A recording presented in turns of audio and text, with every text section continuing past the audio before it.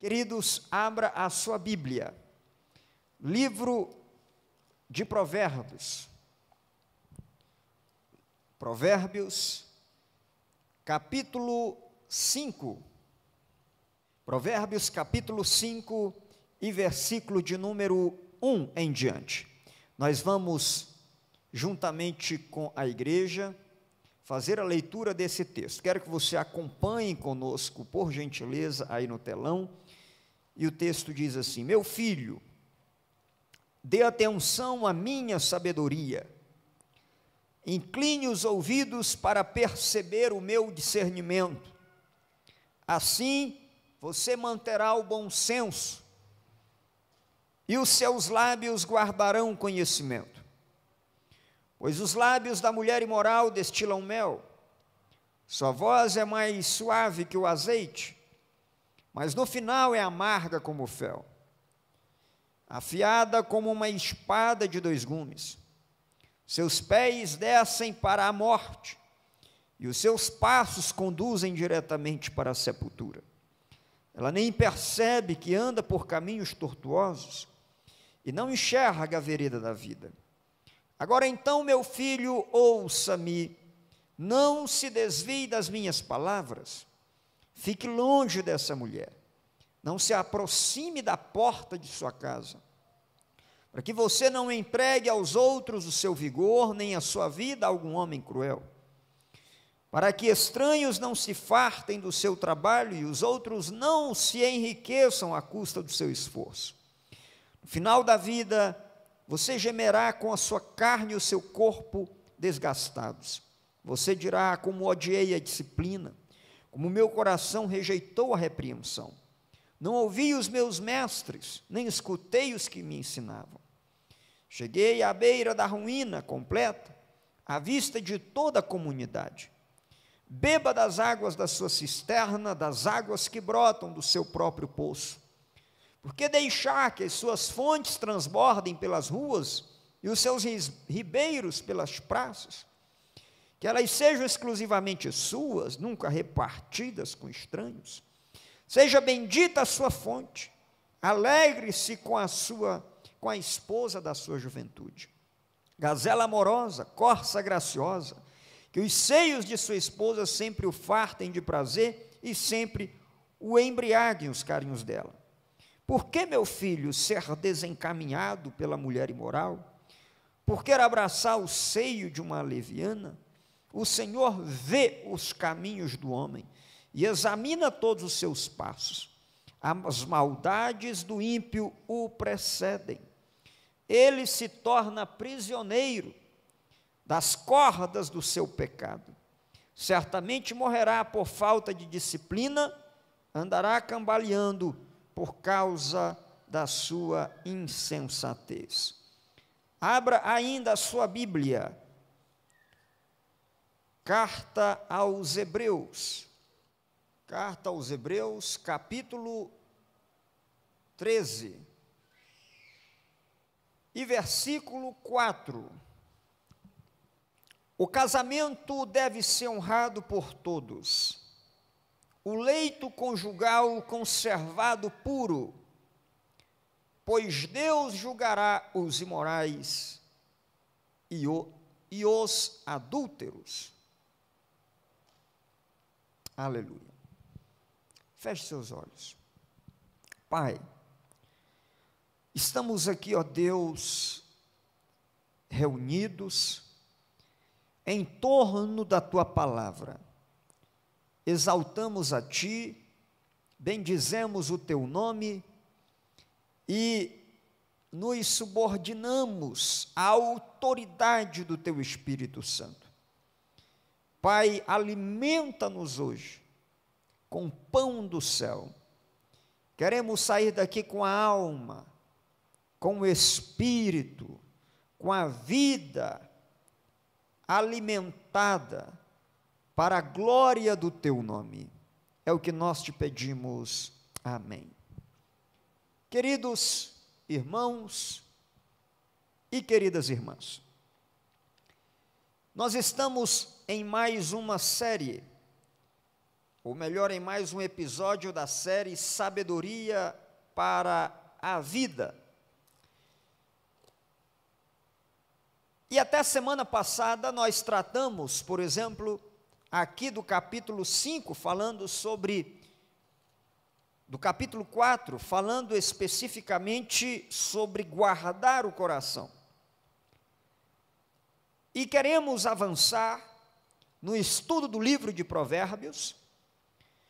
Hoje, como parte da sequência, vamos estudar o capítulo 5, porque terminamos o capítulo 4, e o capítulo 5, então, é o tema do nosso estudo hoje.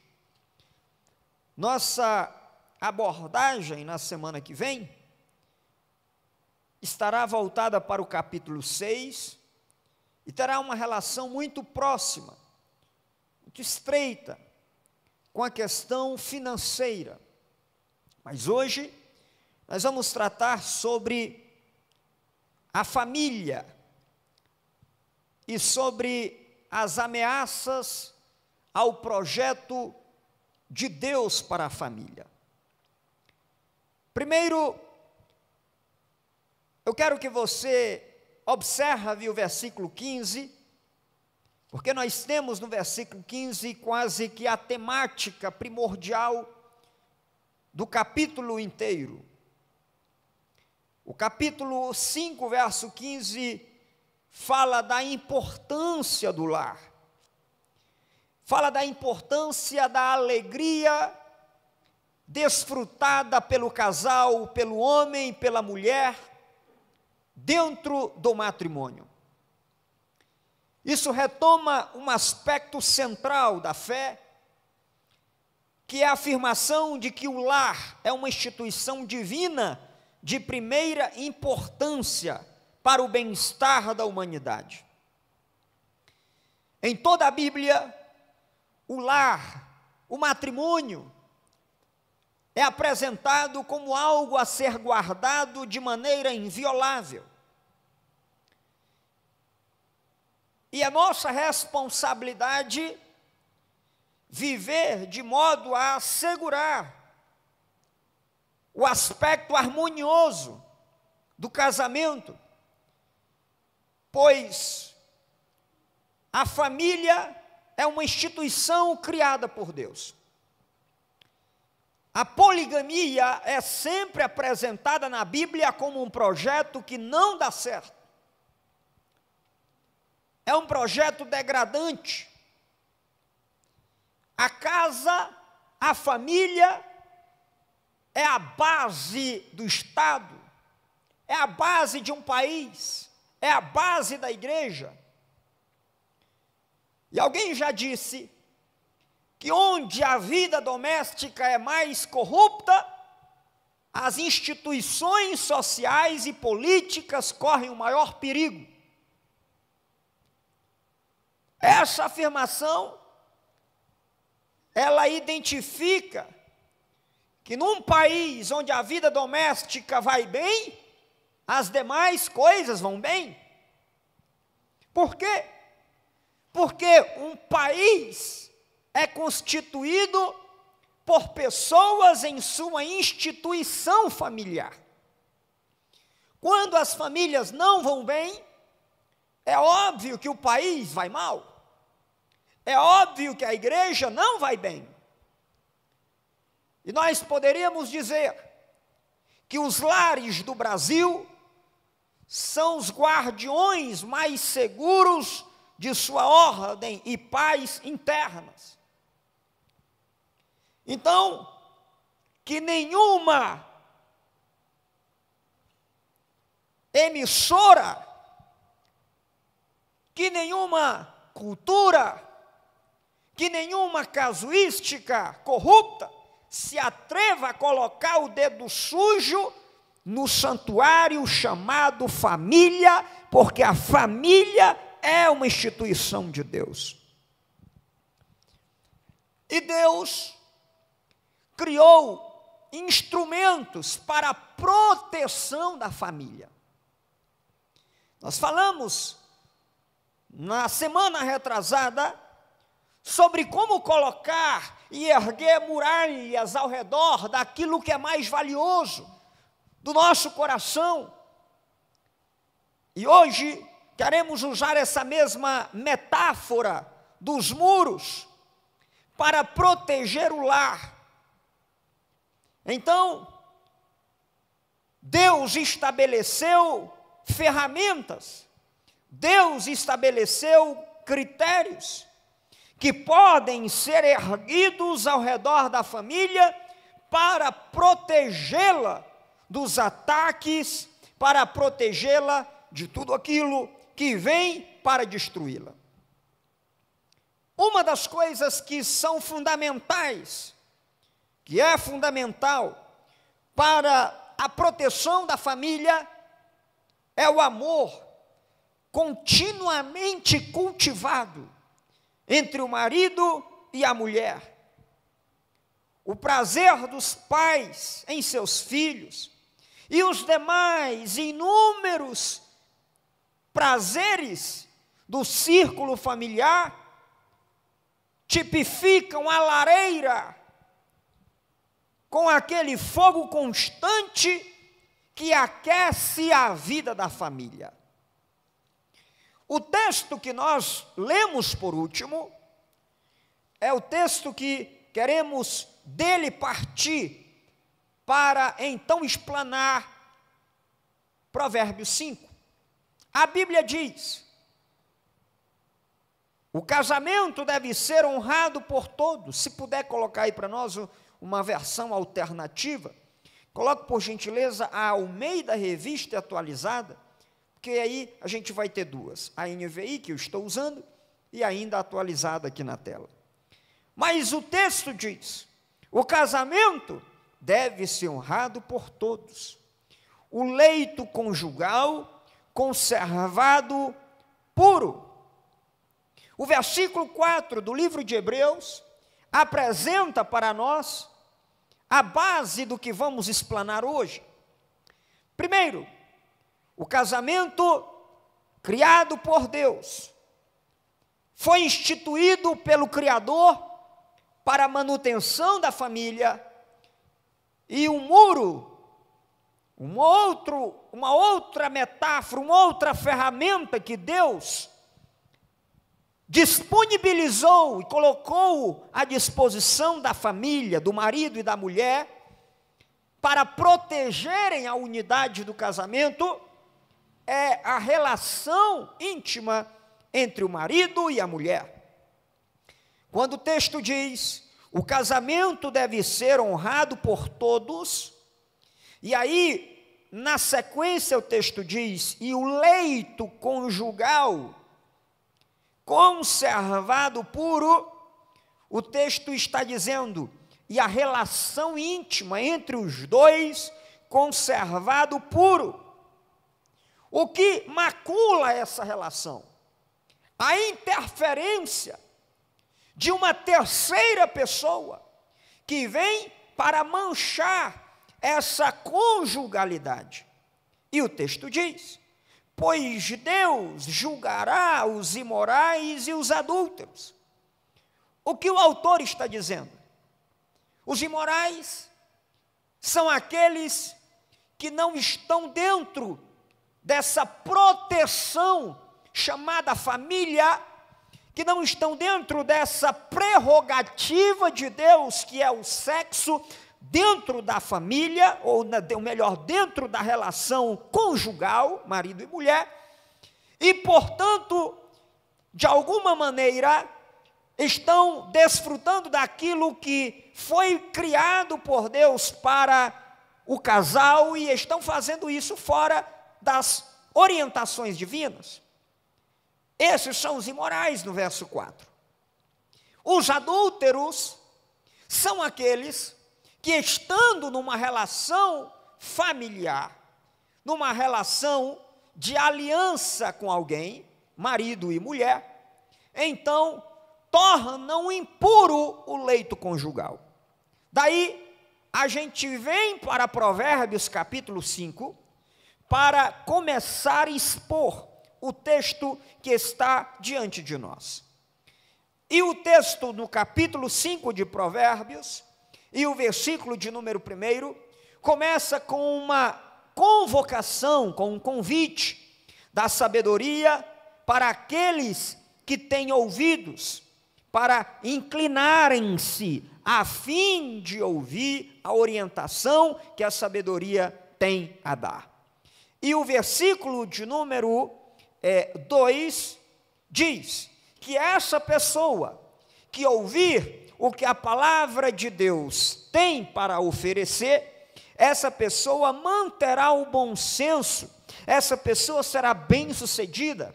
Existe um segredo para ser alguém bem-sucedido, segundo o livro de Provérbios. Se você quer ser um jovem abençoado, se você quer ser uma mulher honrada, se você quer ser um homem honrado, se você quer ser uma pessoa abençoada e vitoriosa, o texto no versículo 2 apresenta o segredo para você. Se você guardar a palavra do Senhor, se você guardar as orientações que estão aqui, você será bem-sucedido. E aí o versículo de número 3 apresentam para nós a dinâmica da atração, a dinâmica do pecado e da sedução. Ponha o versículo 3 na tela. Olha só. Olha o que o texto vai colocar diante de nós. Primeiro, o texto apresenta algo importante, que o inimigo, ele não usa uma metodologia fajuta, que o inimigo só usa metodologia eficaz, eficiente. Quando o texto diz, pois os lábios da mulher imoral, e aqui, quando o texto fala homem, fala mulher, vale tanto para a mulher quanto para o homem. Pois os lábios da mulher imoral destilam mel, também é como se o autor estivesse deixando essa verdade clara também para o homem, pois os lábios do homem imoral destilam mel. Sua voz é mais suave do que o azeite. Esse verso apresenta para nós a dinâmica, o fascínio e a estratégia do diabo quando coloca qualquer coisa diante dos seus olhos, diante dos nossos olhos.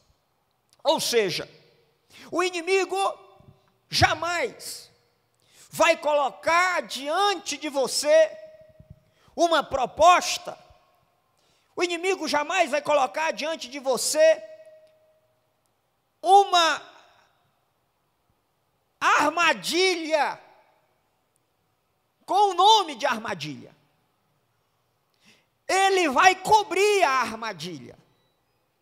O texto está mostrando que o inimigo não se aproxima de nós fazendo barulho.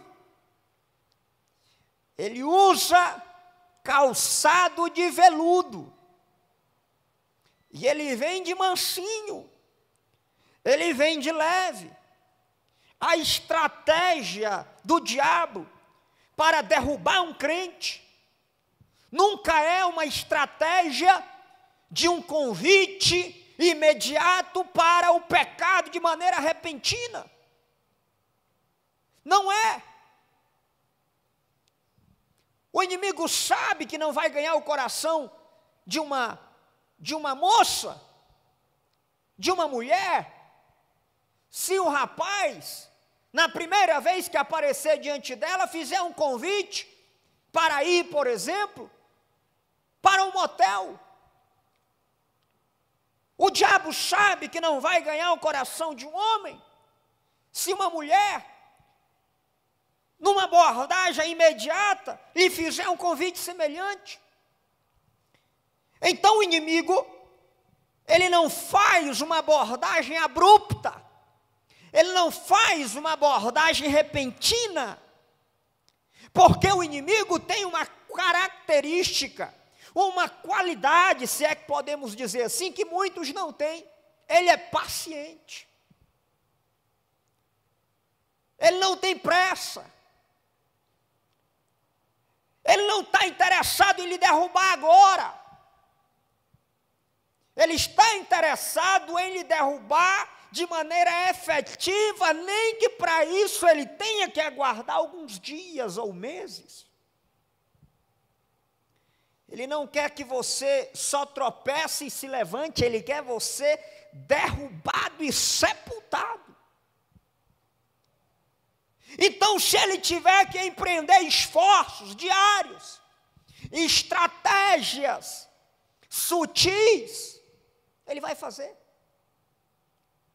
Por quê?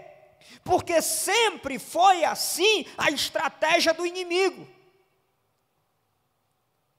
Quando a serpente chega para o primeiro casal no Éden, ele não diz assim, a serpente não diz assim: ei, o Deus de vocês é mentiroso. Não. Ela chega tentando ganhar e conquistar a confiança da mulher. Estabelecer uma relação, um vínculo de amizade. Criar um diálogo. E aí ela pergunta: foi assim que Deus disse? Como é mesmo que Deus disse? Eu quero que você preste bem atenção, não converse nesse momento. Foi assim que Deus disse? Aí, estimula a mulher a falar a sua palavra.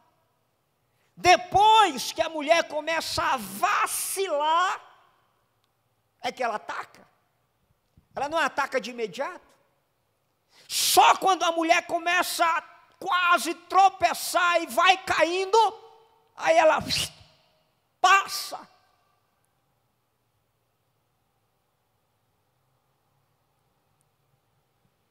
Um golpe que derruba fatalmente o casal. Dizendo: não, não é assim. É porque Deus sabe que no dia em que vocês comerem disso aqui, vocês vão ser conhecedores do bem e do mal.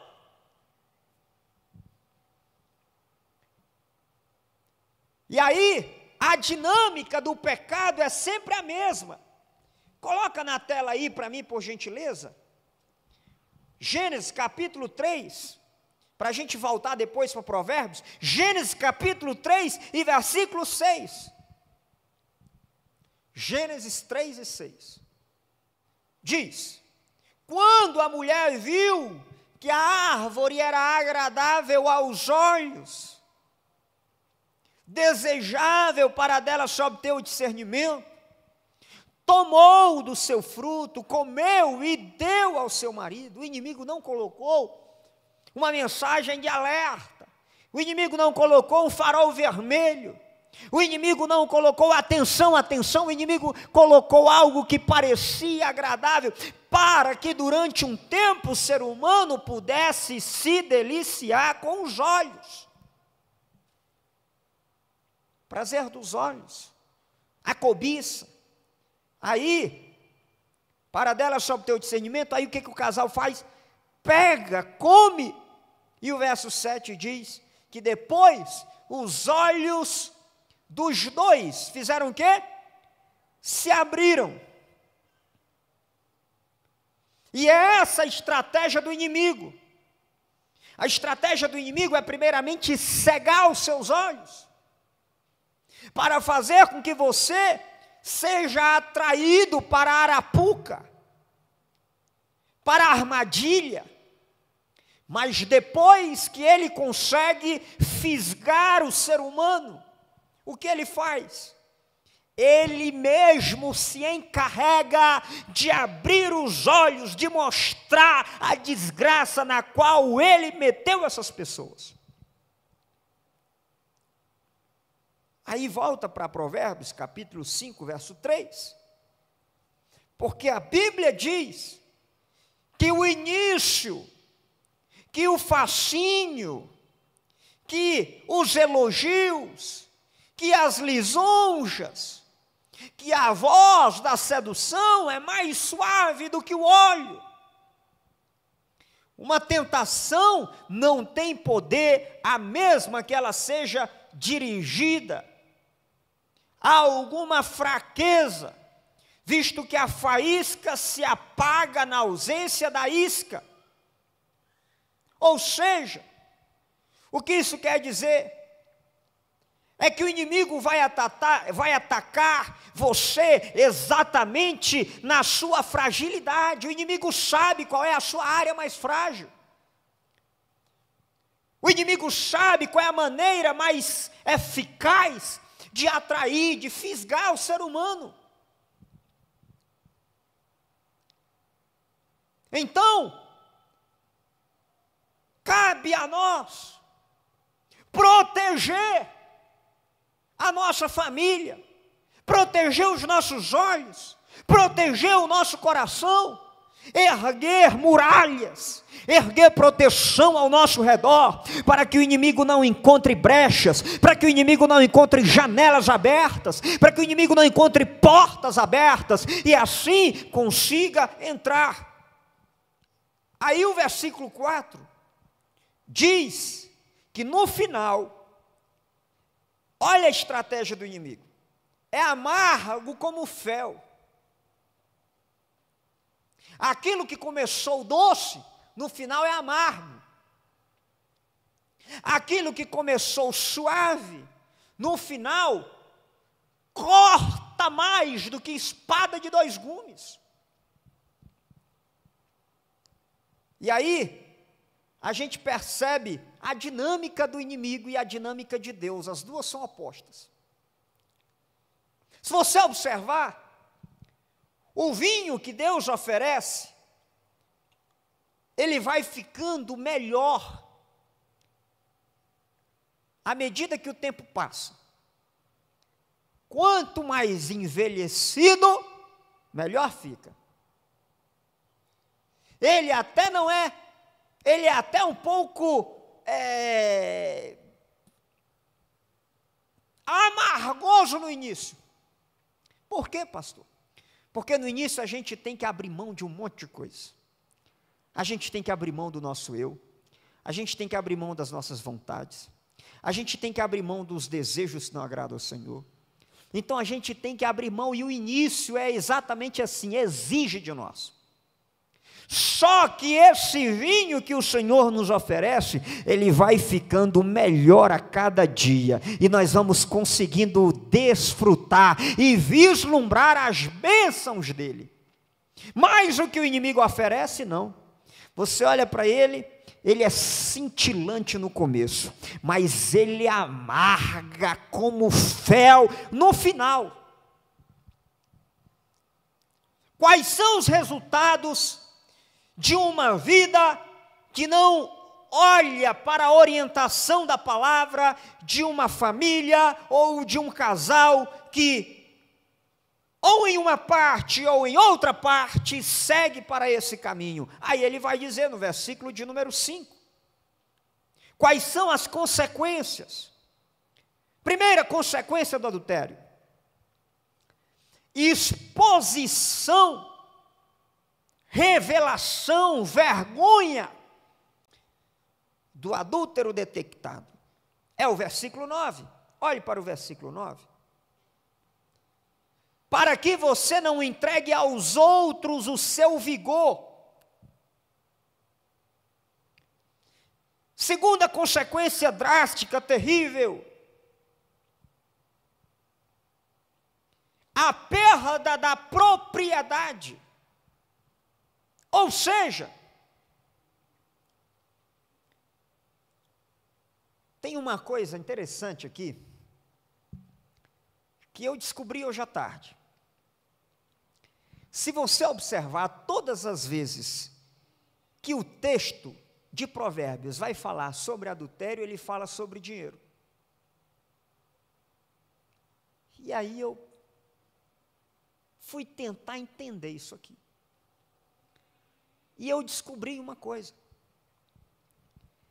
é que o autor desse texto, ele percebeu, ou como diriam os jovens na gíria hoje, ele sacou, que o homem ou a mulher que tem problema com adultério, ele tem problema com finanças.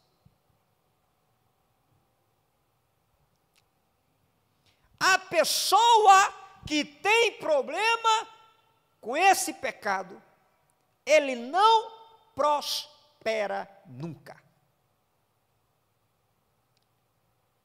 Ele não prospera. Quem está dizendo isso? Sou eu? Não, é a Bíblia. Porque sempre, olha, o capítulo 5 fala de adultério, o capítulo 6 vai falar de prosperidade financeira, vida financeira.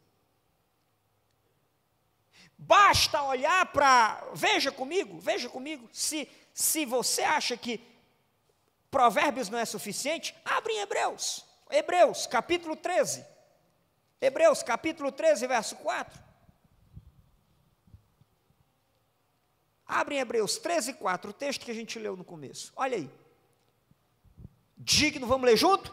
Digno de honra entre todos seja o matrimônio. Aí no final ele diz, Deus julgará os impuros e adúlteros. Agora, olha o tema do versículo seguinte, põe na tela. Verso seguinte, olha aí o que o texto diz. Seja a vossa vida sem avareza. A NVI traduz assim, conservem-se livres do amor ao dinheiro. Por que que o autor está falando de dinheiro no mesmo contexto que ele fala de imoralidade? Porque existe uma relação próxima, estreita, entre vida desorganizada financeiramente e o pecado do adultério.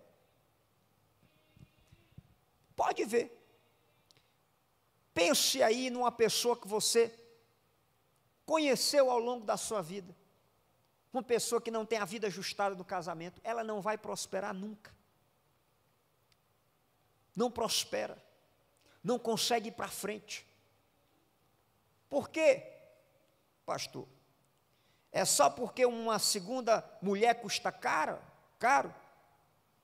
É também por isso, mas não é só isso. É porque Deus não permite prosperidade. A pessoa que é existe uma lógica. Existe uma lógica. Qual é a lógica?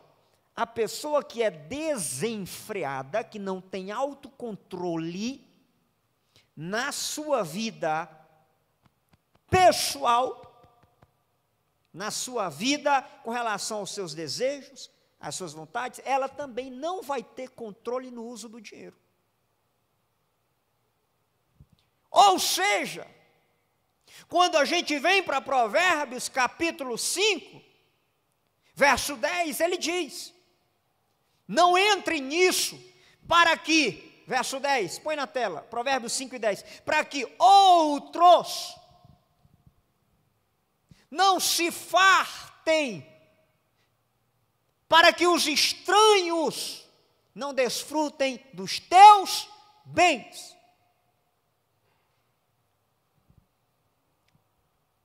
Ou seja, aquilo que você ganha, aquilo que a mulher ganha, aquilo que o marido ganha, é para serem desfrutados por ambos, pela família, não é por estranhos. Deus deu aquilo para você desfrutar dentro da relação saudável do relacionamento. Terceira consequência drástica. Primeira, exposição. Segunda, perda da propriedade. Terceira consequência do adultério, remorso. Onde está isso, pastor? Está do verso 11 ao 14. Olha aí comigo. No final da vida, você gemerá com a sua carne, e você dirá, como aborreci o ensino, como meu coração rejeitou a repreensão, porque foi, verso 13, que eu não ouvi aqueles que me ensinaram. Verso 14: eu cheguei à beira da ruína completa. Onde? No meio, no centro da congregação.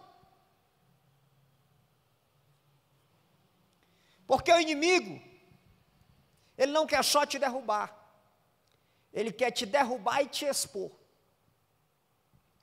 O inimigo não quer só te derrubar e te expor, ele quer te desacreditar.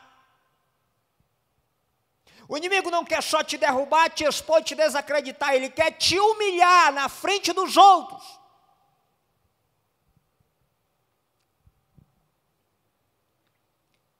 Os resultados são terríveis.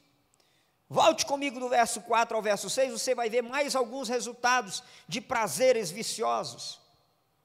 Primeiro, é amargo. Já falamos. Como um veneno. Segundo, dor aguda. Terceiro, é fatal.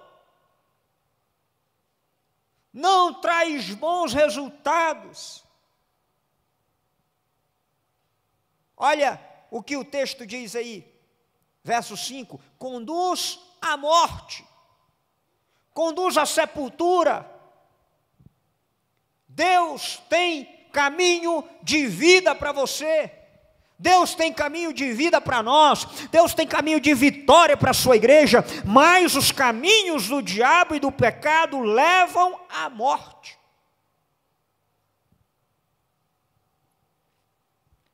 Aí depois, a partir do verso 15, o autor começa a mostrar para nós as imagens da esposa. A esposa, como é que ela é descrita? Isso vale, é claro, tanto para a mulher quanto para o homem. Mas o texto usa a metáfora e aplica especialmente para a mulher. Prioritariamente para ela, que diz, olha, beba das águas da sua cisterna, das águas que brotam do seu próprio poço. Na antiguidade, gente, por que a gente não entende isso aqui hoje? A gente tem dificuldade de entender isso aqui porque hoje a gente tem água encanada que sai direto na torneira de casa. Mas antigamente, ter um poço num lugar onde não havia água encanada era algo altamente estimado. Então, daí a força da comparação.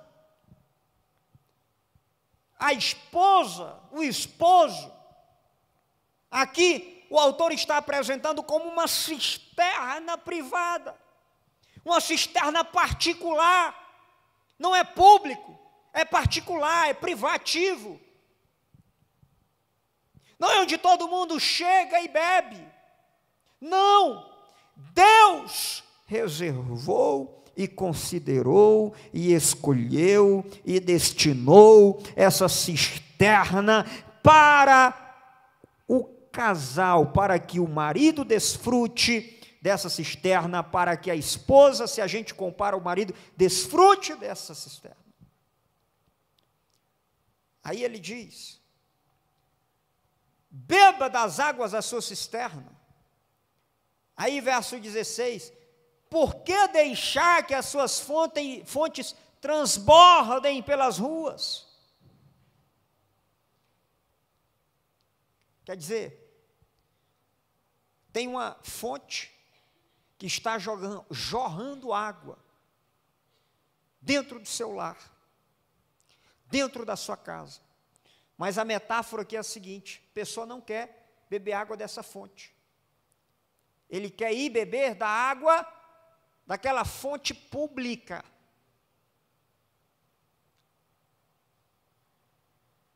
Ou seja, o que está acontecendo aqui? Não há um pensamento, não há uma preocupação quando se desconsidera esses princípios da palavra de Deus, de considerar, de avaliar aquilo que Deus reservou para que fosse desfrutado. Deus não criou o sexo apenas para a reprodução, mas para o prazer do cônjuge, para o prazer do casal. Aí, a partir de então, se você observar a partir do verso 16, ele começa a usar a imagem da felicidade do marido. Ele fala da imagem da esposa, fala da felicidade do marido, e no final ele faz uma exortação última. Qual é a exortação que ele vai fazer no final? Eu quero que você observe, juntamente comigo, o versículo de número 21. Vamos ler juntos o verso 21. O Senhor vê o caminho dos homens. O Senhor vê os caminhos do homem e examina todos os seus passos. Primeira verdade de Deus, da palavra sobre esse texto, que nós estamos sempre debaixo dos olhos vigilantes de Deus. Deus não é um ser que não olha, que abandona a sua criação, pelo contrário, Ele é vigilante, Ele é observador. E este fato deve ser observado.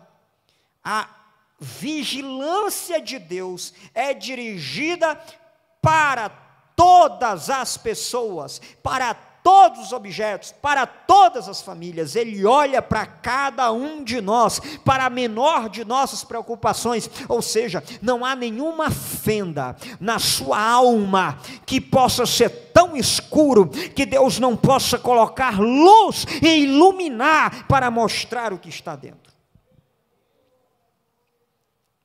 Segunda verdade sobre o verso 21, que a consciência da supervisão de Deus sobre a nossa vida deveria mudar a nossa atitude, em pelo menos alguns aspectos. Primeiro, saber que Deus olha para nós, deveria nos tornar verdadeiros em primeiro lugar. Deveria nos tornar convictos de que diante de Deus não adianta usar máscaras. Segunda verdade do verso 21. Saber que Deus nos olha, que Deus nos examina, deveria nos deixar com medo de pecar. Ou seja, deveria nos deixar cada vez mais com temor de Deus. Mas as pessoas perderam, nós dissemos aqui no domingo, as pessoas perderam o temor de Deus. Essa geração não sabe o que é temor de Deus. Saber que Deus nos olha deveria produzir uma terceira coisa. Deveria nos levar à confissão do pecado. Mas qual é a tentativa do ser humano? É sempre esconder. Será que Adão não sabia que Deus estava vendo tudo? Será que ele não sabia que era tolice tentar se esconder do Criador no jardim que ele mesmo plantou? E mesmo assim o ser humano tenta se esconder. Saber que Deus examina os nossos passos deveria também, em quarto lugar, induzir, produzir em nós confiança em Deus. Às vezes é um alívio saber que o pior já passou, mais ou menos como aquela história dos dois irmãos, e que um deles fez uma coisa muito errada e quebrou lá um objeto da mãe. E aí a irmã viu. E a irmã chegou e falou assim: ei, eu vi que você quebrou. Se mamãe souber que você quebrou o vaso que ela mais gosta, ela vai lhe bater e a pisa vai ser grande. Aí, o que ele fala? Não conta para a mamãe não. Falou, depende. O que você quer em troca? Você vai lavar a louça no meu lugar. Hoje é a minha vez, mas é você que vai no meu lugar. Você vai dizer para a mamãe que hoje você está com vontade de lavar a louça, você vai no meu lugar. Senão, eu vou contar para a mamãe o que você fez. Não, pode deixar, eu lavo. Aí, dia seguinte, mais tarefa para o rapaz, mais tarefa para a moça. E aí, novamente, a moça virou para o rapazinho e falou, você vai fazer minhas coisas hoje também. Falou, não, aí é demais. Eu conto para a mãe o que você quebrou. Aí ele, não, tá bom, não precisa não, eu faço. E assim, ele foi ficando subordinado e subjugado àquilo muito tempo, durante muito tempo. Até que um dia, ele se cansou. Falou, eu não aguento mais isso. Você vai preferir que eu conte? Não, eu mesmo vou contar para a mamãe. Porque eu não aguento mais ser subjugado e humilhado desse jeito. Aí, o menino foi contar para a mãe. Mãe, eu quero lhe dizer uma coisa. Diga, meu filho. Aquele jarro seu que a senhora não vê por aí por cima da estante, mas eu quebrei. E eu estou lhe contando que eu não aguento mais ser humilhado pela minha irmã, porque todo dia ela me humilha e me ameaça. Aí a mãe virou para o menino e falou assim, meu filho, eu estou sabendo desde o primeiro dia que você quebrou esse negócio. Falou, como é, mãe? Sim, desde o primeiro dia eu estou sabendo que foi você que quebrou. Eu conheço você, meu filho, eu conheço sua irmã. Só de olhar nos seus olhos eu sei se foi você ou se foi ela. Mãe, a senhora sabia? Sabia. E a senhora deixou eu sofrer esse tempo todo? Meu filho, foi uma opção sua. Você poderia ter confessado. Eu ia lhe perdoar e lhe abraçar no primeiro dia, você não teria sofrido esse tempo todo. Então é o que a Bíblia diz. Saber que Deus nos olha e nos examina, deveria nos levar a ter confiança em Deus. Ou seja, saber que Ele nos ama e pode nos perdoar. A Bíblia diz que aquele que confessa e deixa, alcança misericórdia, mas o que encobre a sua transgressão, nunca prosperará. Quinta e última coisa. Saber que Deus nos vê, deveria nos inclinar para o serviço fiel. Ou seja, devemos aprender a nos envergonhar do serviço prestado aos olhos dos homens, mas não do serviço ao Senhor, porque Deus não é um tirano duro. Quando tentamos agradá-lo, embora de forma imperfeita, Deus vira para nós e diz, muito bem, servo bom e fiel. Ou seja, Deus nos abraça e nos aceita quando chegamos com sinceridade diante dele. Como é que o capítulo 5 termina? Dizendo que as maldades do ímpio, verso 22, o prendem, ele se torna prisioneiro das cordas do seu pecado. E morrerá por falta de disciplina, andando sempre cambaleando. Então, se você não quiser ser escravo, se você não quiser andar em cativeiro, se você não quiser estar preso pelos seus próprios pecados, como assim, pastor, preso? Porque a força do hábito nos escraviza. E não adianta você dizer para o diabo, para o pecado, e dizer assim, eu vou fazer isso só uma vez. Sabe por quê? Porque o diabo quer só que você comece.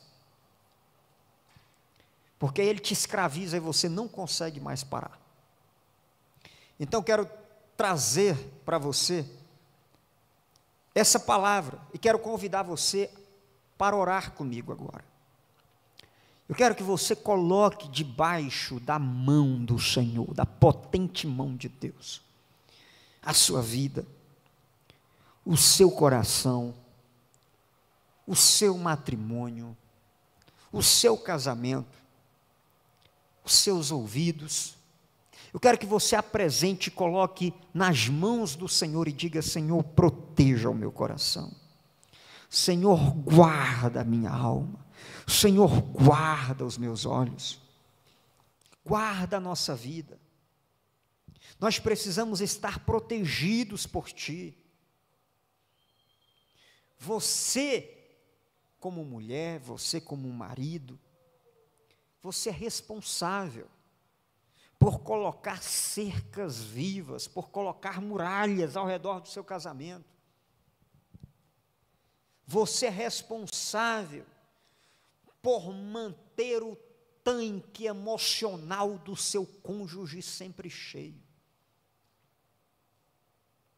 Você é responsável por isso.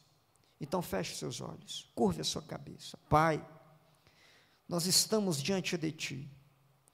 E aqui, ó Deus, nós nos colocamos em Tuas mãos, pedindo a Ti os Teus cuidados, pedindo a Ti, ó Pai, a Tua proteção, pedindo a Ti, ó Deus, que proteja as famílias da nossa igreja. Não deixe que nenhum se perca. Pai, guarda, livra, Deus, de todo pecado, de todo mal, de tudo que destrói a confiança, de tudo que destrói, meu Deus, a reputação, de tudo que destrói a honra.